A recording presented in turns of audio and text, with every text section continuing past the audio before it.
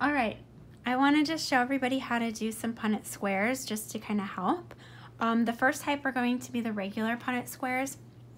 So here we're just doing a quick one about cats. These are all just completely made up. Any type of coloration or coat pattern is not Mendelian, but for this sake, we're just going to pretend it is. So here we're going to pretend there's only two types of cats in the world, those with stripes and those who are completely solid colors. So stripes are recessive. The first thing you have here is going to be your description. So that's your phenotype. So we have a homozygous dominant dad and a striped mom. So striped here would be your phenotype. What we're going to do is we're going to put the genotypes of each parent. So the dad is a solid color, which means he's showing the dominant form. I gave you that he was homozygous dominant. If I hadn't given you that information, he could have been homozygous dominant or heterozygous. But here, because he's homozygous dominant, let's use the letter S for stripes, and we're going to put that he has two dominant S's. The mom, because she is striped, has to be recessive, so she is going to be homozygous recessive with two lowercase s's. What we want to do then is we want to separate each allele.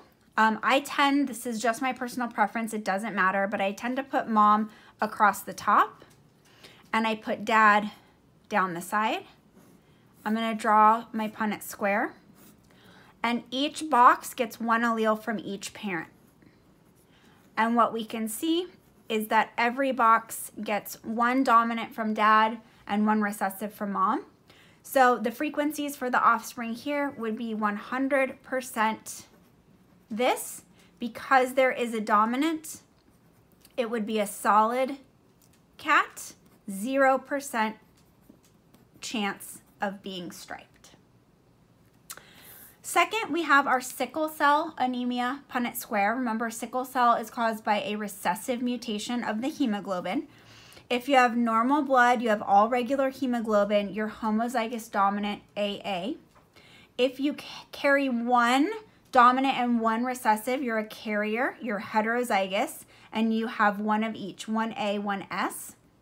If you are diseased or have sickle cell anemia, all of your hemoglobin is negatively affected, you are homozygous recessive, SS. So in this case, I have mom and dad are both carriers.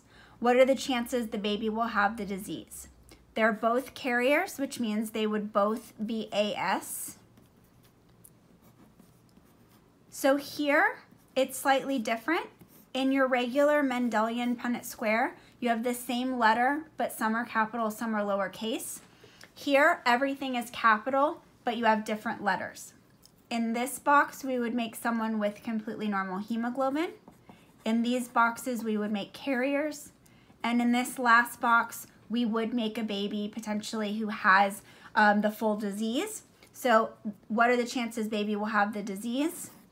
25%. Again, this is saying for one child, there's a 25% chance that child would end up with the disease, 50% chance it would be normal but carry it, and 25% chance it would be completely normal. Lastly, we have our blood Punnett square. Remember, your phenotypes here are the blood types AB, AB, and O. Your possible genotypes, you would have either AA or AO. For type B, BB or BO. AB would be AB, O would be OO. The AA and BB are your homozygous dominant forms. AO and BO, you're carrying a recessive, so you're heterozygous. We have our new term for blood. When you have two dominant alleles seen only in blood, it is codominant. And type O is completely recessive or homozygous recessive. So again, we can't prove paternity, but we can disprove it.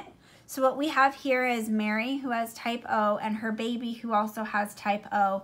And there are two potential fathers, and we want to figure out if a father could be ruled out. So the first thing we need to do is write the genotypes.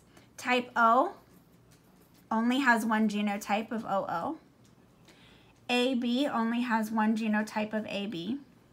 But type B has two genotypes. It could be BB or BO.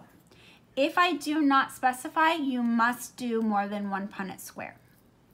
So here we're going to do guy number 1 with Mary. Mary across the top, guy number 1 down the side.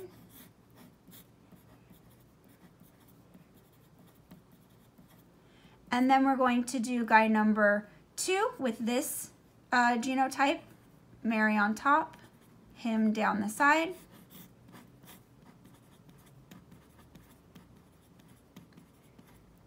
And then his second genotype here.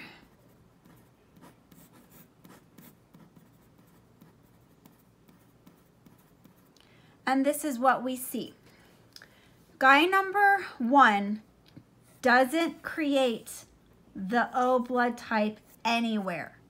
So guy number 1 cannot be the father.